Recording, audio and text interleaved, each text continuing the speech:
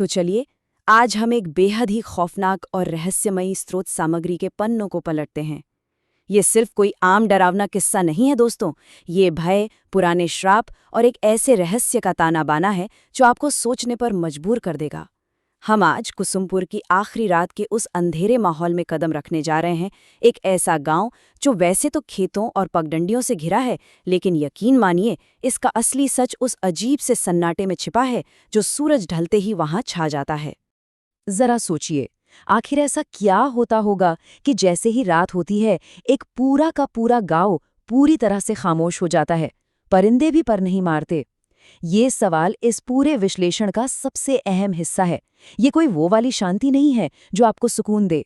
ये एक ऐसा सन्नाटा है जिसे देखकर लगता है कि मानो हर एक चीज किसी बेहद ही खौफनाक शक्ति के डर से सहम गई हो। यही वो सवाल है जो हमें इस गांव के गहरे और डरावने सच की तरफ खींचता है। तो चलिए सबसे पहले बात करते हैं कुसुमपुर के इस खौफनाक सन्नाटे के बारे में। अब आप सोच रहे होंगे कि आखिर वहां चल क्या रहा है। तो देखिए, ये कोई रैंडम या छिटपुट घटनाएं नहीं हैं। इसका एक बहुत ही डरावना पैटर्न है। सबसे पहला कदम, जैसे ही रात होती है एकदम पूर्ण सन्नाटा छा जाता है।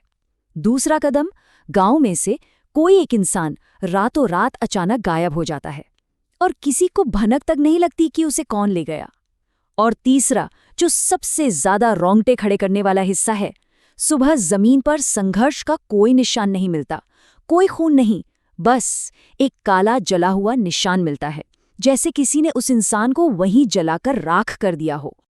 अब इसी खौफनाक माहौल के बीच एंट्री होती है हमारे मुख्य किरदार वीरेंद्र की। यहाँ ध्यान देने वाली बात यह है कि वीरेंद्र के इस गांव आने का कारण कितना आम है। मतलब उसके पिता की हाल ही में मौत हुई थी और वो शहर से वापस बस अपने पुश्तैनी घर और जमीन के कागजात पूरे करने के लिए कुसुमपुर लौट रहा है। एक तरफ गांव में ऐसा खौफ का साया है और दूसरी तरफ एक इतना साधारण सा काम। ये कंट्रास्ट ही इस बात को और गहरा कर देता है कि बेचारे वीरेंद्र को बिल्कुल भी अंदाजा नहीं है कि वो किस भयानक मुसीबत में अपने कदम रखने जा रहा है। शाम ढल रही थी, धुंध बढ़ने लगी थी। जब वीरेंद्र ऑटो से गांव की तरफ जा रहा था तो उसने ऐसे ही मजाक में उस सुनसान रास्ते का जिक्र कर दिया। इस पर उस ऑटो वाले ने जो कहा वो सच में डराने वाला था। उसने बेला वीरेंद्र की तरफ देखे बस इतना कहा, साहब कोशिश करना रात को बाहर मत जाना। इस शोध सामग्री में ये एक लाइन सिर्फ एक सलाह नहीं है, ये एक बहुत ही गहरे खतरे का सिग्नल है। और जैसे ही वीरेंद्र गांव पहुंचता है तो उसे समझ आता है कि ऑटो वाले की बात में कितना वजन था। मुख्य चौक पूरी तरह से वीरान था, एकदम सन्नाटा, ना कोई दुकानदार ना कोई इंसान, पूरी चौपाल एकदम खाली पड़ी थी। और सबसे अजीब बात, गांव के कुत्ते खाली जगहों पर हवा में देखकर ऐसे भौंक रहे थे जैसे वहां कोई खड़ा हो। जानवरों का ये अजीब बर्ताव तुरंत दिमाग में खतरे की घंटी बजा देता है कि भाई यहाँ कुछ तो बहुत गलत है। अब वीरेंद्र जब अपने पुश्तैनी घर पहुंचता है तो वहां उसकी मुलाकात होती है उसकी बचपन की दोस्त मंजरी से। वीरेंद्र ठहरा पढ़े लिखे शहर का इंसान, वो इन गायब होने वाली घटनाओं को सिरे से खारिज कर देता है। कहता है कि ये सब गांव वालों की मनगढ़ंत कहानियां हैं। लेकिन मंजरी का चेहरा थका हुआ और डरा हुआ था। वो वीरेंद्र को चेतावनी देती है कि इसे हल्के में मत लो, क्योंकि रात में सच में परछाइयां दिखती हैं, अजीब आवाजें नाम पुकारती हैं और लोग सच में जलकर वो काले निशान बन जाते हैं। लॉजिक और खौफ की ये जो टक्कर है ना, ये आगे की कहानी को बहुत दिलचस्प बना देती है। लेकिन वीरेंद्र को ये नहीं पता था कि ये सब उस पुश्तैनी जमीन के एक बहुत पुराने श्राप से जुड़ा है। पहली ही रात वीरेंद्र के सारे तर्कों की हवा निकल गई। जैसे जैसे रात गहरी हुई उसे एहसास हुआ कि मंजरी जो कह रही थी वो एक एक लफ्ज सच था। धुंध से ढकी हुई खिड़कियों के बाहर अजीब सी परछाइयां तैर रही थी, हवा में फुसफुसाहटें थी और सबसे भयानक, दीवारों के पीछे से कोई उसका नाम पुकार रहा था।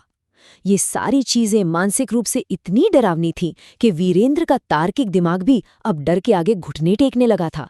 फिर अगली सुबह सच्चाई का सामना हुआ। गांव के जो बुजुर्ग पंडित जी थे, उन्होंने वीरेंद्र को देखते ही एक ऐसा सच बताया जिसने उसके होश उड़ा दिए।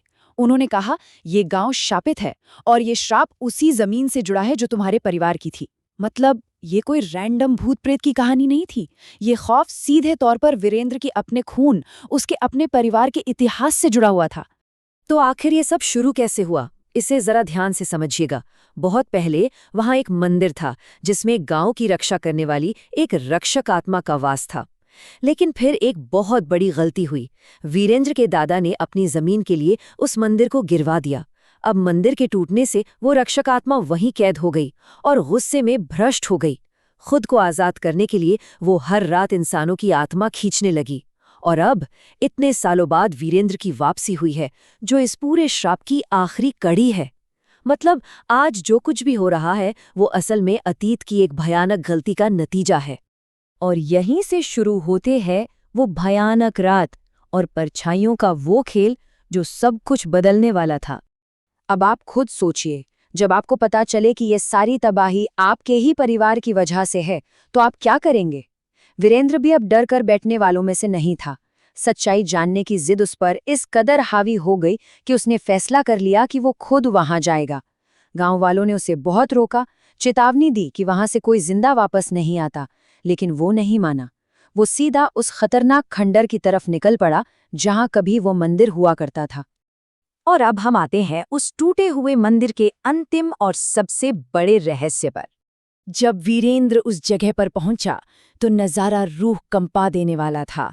वहां कोई आम खंडहर नहीं था। चारों तरफ सिर्फ जली हुई काली मिट्टी थी, टूटी हुई दीवारें थीं और ठीक बीचों बीच एक पुराना बुझा हुआ मिट्टी का दिया रखा था। देखने में तो ये बस एक मामूली सा दिया था, लेकिन असल में यही वो अहम चीज थी जो उस पुरानी रक्षक आत्मा और आज के इस भयानक श्राप को आपस में जोड़ रही थी। और फिर बिछा एक बहुत ही खतरनाक जाल। जैसे ही वीरेंद्र ने उस पुराने दिए को जलाया, पल भर में सब कुछ बदल गया। लौ उठते ही पूरी जमीन ऐसे हिलने लगी जैसे भूकंप आ गया हो। हवा में सांपों जैसी भयानक सिसकारियां गूंजने लगीं।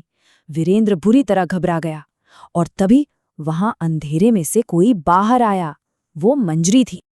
और यहाँ आता है इस कहानी का सबसे बड़ा और खौफनाक ट्विस्ट।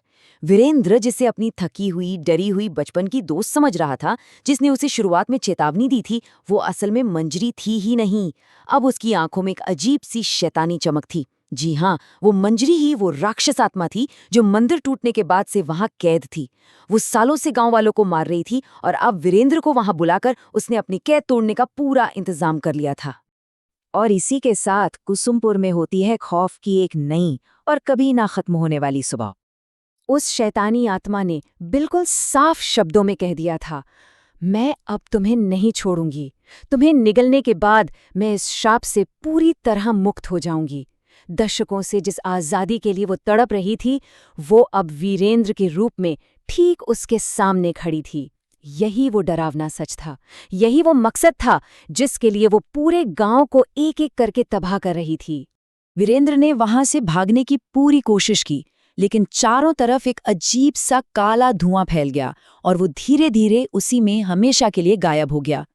अगली सुबह तक पूरे गांव में ये बात फैल गई कि वीरेंद्र भी उसी राक्षस का शिकार हो चुका है। लेकिन जो सबसे डरावनी बात है वो ये कि वीरेंद्र की आत्मा को निगलने के बाद अब वो शैतान पूरी तरह से आज़ाद है। कुसुमपुर की वो अजीब सी धुंध अब और भी ज्यादा घनी हो गई है और पूरे गांव पर डर का साया हमेशा के लिए मंडरा रहा है।